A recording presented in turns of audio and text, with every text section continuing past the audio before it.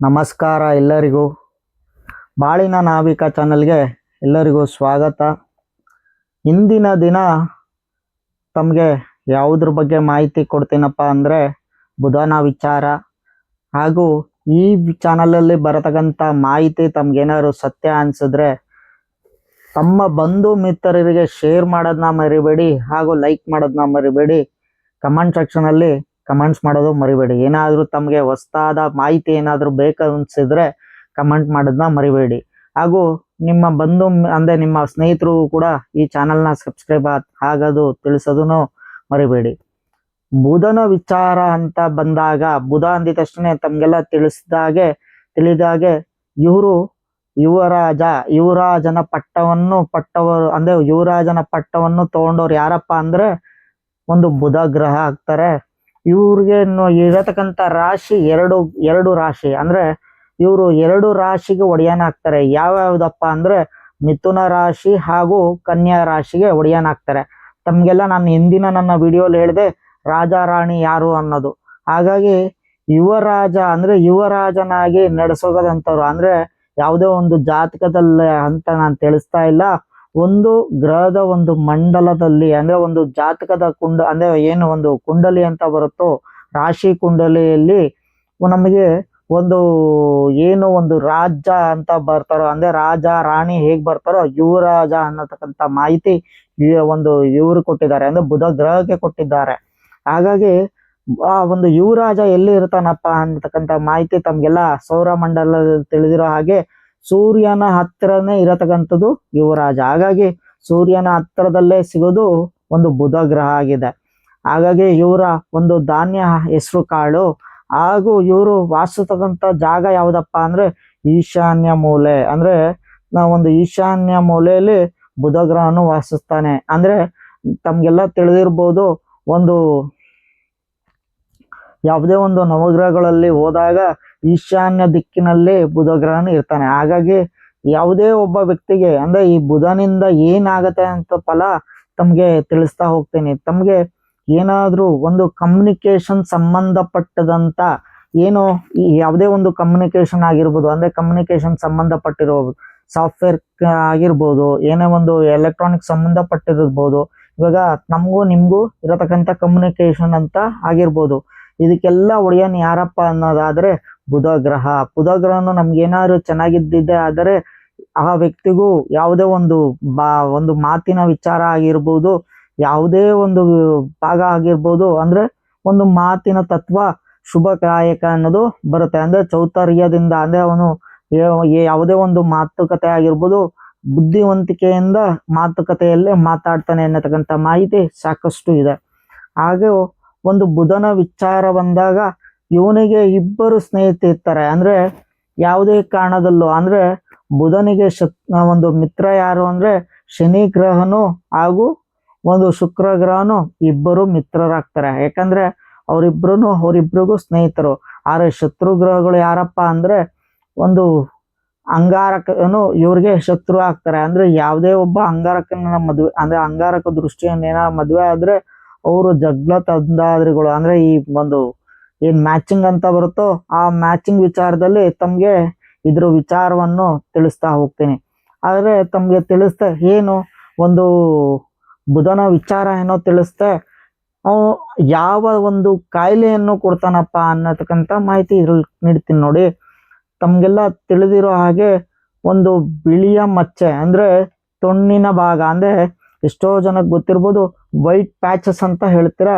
ಎಷ್ಟೋ ಜನರಲ್ಲಿ ಅಂದ್ರೆ ಎಷ್ಟೋ ಜನ ಇದ್ದಾರೆ ಅವ್ರಿಗೆ ವೈಟ್ ಪ್ಯಾಚಸ್ ಅನ್ನೋದು ಬಂದಿರುತ್ತೆ. ಅದು ಯಾವ ಒಂದು ಗ್ರಹದಿಂದ ಬರುತ್ತೆ ಅನ್ನೋದಾದ್ರೆ ಬುಧನ ಗ್ರಹದಿಂದ ಬರುತ್ತೆ. ಹಾಗಾಗಿ ನಾವು ಬುಧನ ಗ್ರಹನನ್ನು ಪೂಜೆಯನ್ನು ಮಾಡಿದ್ದೇ ಆದರೆ, ಅಂದ್ರೆ ಬುಧನನ್ನು ನಾವು ಪೂಜೆ ಮಾಡಿದ್ದೇ ಆದರೆ ಆ ಒಂದು ಬುಧನ ತತ್ವದಿಂದ ಯಾವುದೇ ಒಂದು ಟ್ರೀಟ್ಮೆಂಟ್ ಅನ್ನೋದು ತಗೊಂತಾ ಇದೀವಿ ಅಂದ್ರೆ ಬುಧನಿಗೆ ಸಂಬಂಧಪಟ್ಟಿದ, ಅಂದ್ರೆ ಚರ್ಮಕ್ಕೆ ಸಂಬಂಧಪಟ್ಟದಂತ ಒಂದು ಪೂಜೆಯನ್ನು ಮಾಡಿಸ್ತಾ ಇದೀವಿ. ಅಂದ್ರೆ ಬುಧನ ಗ್ರಹಕ್ಕೆ ಒಂದು ಪೂಜೆಯನ್ನು ಮಾಡಿಸ್ತಾ ಇದ್ದೀನಿ. ಆ ಒಂದು ಬುಧನಿಂದ ನಮ್ಮ ಒಂದು ಚರ್ಮದ ಕಾಯಿಲೆಯನ್ನು ನಾವು ದೂರವನ್ನು ಮಾಡ್ಕೋಬಹುದು ಅನ್ನೋದು ಇದೆ. ಆದ್ರೆ ಯಾವುದೇ ಒಬ್ಬ ವ್ಯಕ್ತಿ ಅಂದ್ರೆ ಈ ಬುಧ ಅಂದಿದ ತಕ್ಷಣ ಒಂದು ಮಿಥುನ ರಾಶಿ ಕನ್ಯಾ ರಾಶಿ ಅಂತ 2 ರಾಶಿಯನ್ನು ಹೇಳಿದೆ. ಆದ್ರೆ ಈ ಯಾವುದೇ ಒಂದು ಮಿಥುನ ರಾಶಿಯಲ್ಲಿ ಇರತಕ್ಕಂಥ ವ್ಯಕ್ತಿಯು ತಮಗೆ ಯಾವುದೇ ಒಂದು ಕೆಲಸ ಅದೇ ಮಾಡಬೇಕು ಅಂದ್ರೆ ಅವ್ರಿಗೆ ಮಿಥುನ ಅಂದ್ರೆ 2 ಭಾಗ ಅಂತ ಬರುತ್ತೆ. ಅಂದ್ರೆ ಒಂದು ಗಂಡು ಒಂದು ಹೆಣ್ಣು, ಅಂದ್ರೆ ಯಾವುದೇ ಒಂದು ವಿಚಾರ ಬರ್ಬೋದು, ಅಂದ್ರೆ ಯಾವುದೇ ಒಂದು ಕೆಲಸದ ವಿಚಾರ ಆಗಿರ್ಬೋದು, ಏನೇ ಆಗಿರ್ಬೋದು, ಅವರು ಒಂಟಿಯಾಗಿ ಮಾಡತಕ್ಕಂಥ ವ್ಯಕ್ತಿ ಅಲ್ಲ ಅನ್ನೋದು ಬರುತ್ತೆ. ಯಾಕಂದ್ರೆ ಬುಧನಿಗೆ ಹತ್ತಿರವಾದ ಗ್ರಹ ರವಿ ಗ್ರಹ ಆಗ್ತಾರೆ. ಹಾಗಾಗಿ ಮಿಥುನ ರಾಶಿಯಲ್ಲಿ ಹುಟ್ಟಂತ ಯಾವುದೇ ಒಬ್ಬ ವ್ಯಕ್ತಿಯು, ಅಂದ್ರೆ ಹೇಗೆ ಯುವರಾಜನಿಗೆ ಒಂದು ಮಂತ್ರಿ ಬೇಕಾಗಿರುತ್ತೋ, ಮಂತ್ರಿಯೇ ಹೇಳಿದಂತೆ ಅವನು ಹೇಗೆ ಒಂದು ಕೆಲಸವನ್ನು ಮಾಡ್ತಾನೋ, ಅಥವಾ ಒಂದು ಯಾವುದೇ ಒಂದು ವಿಚಾರಾದಿಗಳು ಏನೇ ಒಂದು ಮಾಡ್ಬೇಕು ಅಂದ್ರೆ, ಏನೇ ಒಂದು ಕೆಲಸ ಮಾಡ್ಬೇಕು ಅಂದ್ರೆ ಅವನಿಗೆ ಯಾರು ಒಬ್ರು ಜೊತೆಲಿ ಇದ್ಲೇಬೇಕು ಅಂತ ಇದೆ. ಹಾಗಾಗಿ ಮಿಥುನ ಅಂದ್ರೆ ಇಬ್ರು ಜೋಡಿ, ಹಾಗಾಗಿ ಆ ಜೋಡಿಯ ವಿಚಾರನೇ ಬರುತ್ತೆ. ಆದ್ರೆ ಕನ್ಯಾ ವಿಚಾರ ಬಂದಾಗ ಹಂಗಲ್ಲ. ಅಂದ್ರೆ ಕನ್ಯಾ ಅಂದ್ರೆ ಯಾವುದೇ ಒಬ್ಬ ಹೆಣ್ಮಗಳಾಗಿರ್ಬೋದು, ಹುಡುಗನೇ ಆಗಿರ್ಬೋದು, ಅದರಲ್ಲಿ ಜನಿಸಿದೆ ಆದರೆ ಅವರು ಒಂದು ಬುಧನ ತತ್ವ, ಅಂದ್ರೆ ಬುಧನ ತತ್ವ ಹೇಗಿರತ್ತಪ್ಪ ಅಂದ್ರೆ ಒಂದು ಯಾವುದೇ ಒಂದು ಲವ್ ಆಫ್ ಅಟ್ರಾಕ್ಷನ್ ಅಂತ ಬರುತ್ತೆ. ಎಷ್ಟೇ ಜನ ಇರ್ಲಿ ಬೇಗನೆ ಅಟ್ರಾಕ್ಟ್ ಆಗುವಂತ ವಿಚಾರ ಬರುತ್ತೆ. ಇವಾಗ ಏನೋ ಒಂದು ಯಾವುದೋ ಒಂದು ಹೆಣ್ಮಗಳಿದ್ದಾಳೆ, ಆ ಹೆಣ್ಮಗಳು ಒಂದು ಪಾರ್ಟಿ ನಡೀತಾ ಇದೆ, ಆ ಹೆಣ್ಮಗಳು ಪಾರ್ಟಿಯಲ್ಲಿ ಆ ಒಂದು ಮಾತಿನ ತತ್ವದಿಂದ, ಅಂದ್ರೆ ಆ ಮಾತಾಡ್ತಾ ಇರ್ತಾಳಲ್ಲ, ಆ ಮಾತಿನ ಚೌತರ್ಯದಿಂದ ಎಲ್ಲಾರು ಲವ್ ಆಫ್ ಅಟ್ರಾಕ್ಷನ್ ಆಗ್ತಾರೆ ಅನ್ನತಕ್ಕಂಥ ಮಾಹಿತಿ ಸಾಕಷ್ಟು ಇದೆ. ಈ ಬುಧನಿಂದ ನಮ್ಗೆ ಏನೇ ಆದರೂ ಆ ಒಂದು ಚೌತರ್ಯ, ಅಂದ್ರೆ ಬುಧನು ಯಾವ ಗ್ರಹಗಳ ಜೊತೆಯಲ್ಲಿ ಇರ್ತಾನೋ ಆ ರೀತಿಯಂತೆ ಅವನ ಫಲವನ್ನು ಕೊಡ್ತಾನೆ. ಆದ್ರೆ ಅವನು ಸ್ನೇಹಿತನ ವಿಭಾಗದಲ್ಲಿ ಇದ್ದಿದ್ದೆ ಆದ್ರೆ ಆ ಮನುಷ್ಯನು ವಿಪರೀತವಾಗಿ ಬಲಾನುಬಲವಾಗಿ ಇರ್ತಾನೆ. ಹಾಗೆ ತಮ್ಗೆ ತಿಳಿದಿರೋ ಹಾಗೆ ಇವನ ಒಂದು ಬಣ್ಣ ಯಾವುದಪ್ಪ ಅಂದ್ರೆ ಹಸಿರು, ಹಾಗೂ ಅವನಿಗೆ ಸಂಬಂಧಪಟ್ಟವಾದಂತ ಒಂದು ನಾವ್ ಏನ್ ಹೇಳ್ತೀವಿ ರಿಂಗ್ ಅನ್ನತಕ್ಕಂಥ ವಿಚಾರ ಬರುತ್ತೆ. ಏನಂದ್ರೆ ಪೆಂಡೆಂಟ್ ಅಂತ ಆಗಿರ್ಬೋದು, ರಿಂಗ್ ಆದ್ರೂ ಆಗಿರ್ಬೋದು, ಇವನ್ನ ಒಂದು ಏನ್ ಹಾಕೊಂಬೋದಕ್ಕಂದ್ರೆ ಹಸಿರು ಅಂದ್ರೆ ಪಚ್ಚೆ ಅನ್ನತಕ್ಕಂಥ ಮಾಹಿತಿ ಇದೆ. ಆ ಪಚ್ಚೆಯನ್ನು ನಮ್ಗೇನಾದ್ರೂ ನಾವು ಏನೇ ಹಾಕೋಬೇಕು ಅಂದ್ರೆ ಯಾವುದೇ ಒಂದು ವಿಚಾರ ಆಗಿರ್ಬೋದು, ರವಿ ಗ್ರಹಕ್ಕೆ ಒಂದು ರೂಬಿ ಆಗಿರ್ಬೋದು, ಒಂದು ಮರ್ಕ್ಯುರಿ, ಚಂದ್ರನಿಗೆ ಒಂದು ಮುತ್ತು ಆಗಿರ್ಬೋದು, ಕುಜನಿಗೆ ಒಂದು ಹವಳದ ವಿಚಾರ ಆಗಿರ್ಬೋದು, ಬುಧ ಗ್ರಹಕ್ಕೆ ತಮ್ಗೆ ಹೇಳ್ದ ಹಾಗೆ ಪಚ್ಚೆ ಆಗಿರ್ಬೋದು. ಹೀಗೆ ಒಂದೊಂದು ಗ್ರಹಕ್ಕೆ ಒಂದೊಂದು ಇದೆ.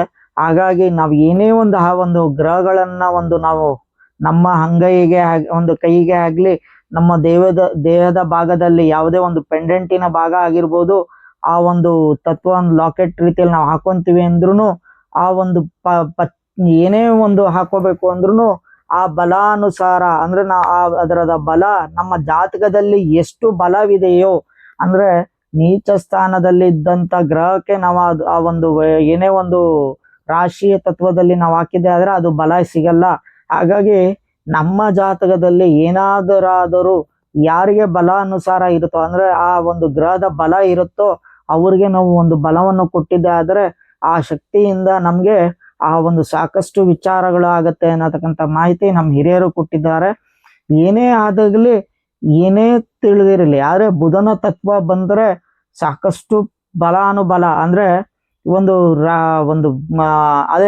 ಅದೇ ಚಂದ್ರನ ಜೊತೆಯಲ್ಲಿ ಏನಾದರೂ ಬುಧನಿದ್ದರೆ ಅವ್ರಿಗೇನಪ್ಪ ಆಗತ್ತೆ ಅಂದ್ರೆ ತಮ್ಗೆಲ್ಲ ತಿಳಿದಿರ್ಬೋದು, ಹ್ಯಾಂಡಿಕ್ಯಾಪ್ಟ್ ಅಂತಕ್ಕಂಥ ವಿಚಾರ ಬರುತ್ತೆ. ಯಾಕಂದ್ರೆ ಚಂದ್ರನು ಒಂದು ಬುಧನು ಇಬ್ರು ಶತ್ರುವಿನ ರೀತಿಯಲ್ಲಿ. ಯಾಕಂದ್ರೆ ಚಂದ್ರ ಅವನ ಮನಸ್ಸಿಗೆ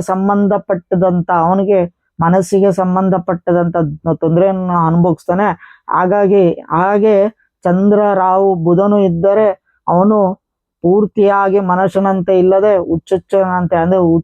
ಹುಚ್ಚನಂತೆ ಮಾತಾಡುವುದು, ಈ ರೀತಿಯಲ್ಲಿ ಸಾಕಷ್ಟು ವಿಭಾಗಗಳಿದೆ. ಹಾಗಾಗಿ ಒಂದೊಂದೇ ಫಲ ಆಗಿರ್ಬೋದು ನನ್ನ ಮುಂದಿನ ಭಾಗದಲ್ಲಿ ತಿಳಿಸ್ತಾ ಹೋಗ್ತೀನಿ. ಹಾಗಾಗಿ ನನ್ನ ಮುಂದಿನ ವಿಡಿಯೋನ ನೋಡೋದನ್ನ ಮರಿಬೇಡಿ. ಹಾಗೂ ಈ ಭಾಗದಲ್ಲಿ ಬುಧನ ವಿಚಾರ ಇಷ್ಟು ಸಾಕು ಅನ್ಕೊಂಡಿದ್ದೀನಿ. ನಾನು ಮುಂದೆ ಸಾಕಷ್ಟು ಮುಂದಿನ 2 ಗ್ರಹಗಳು ನಾನು ನಿಮ್ಗೆ ನೀಡ್ತಾ ಹೋಗ್ತೀನಿ. ನಮಸ್ಕಾರ.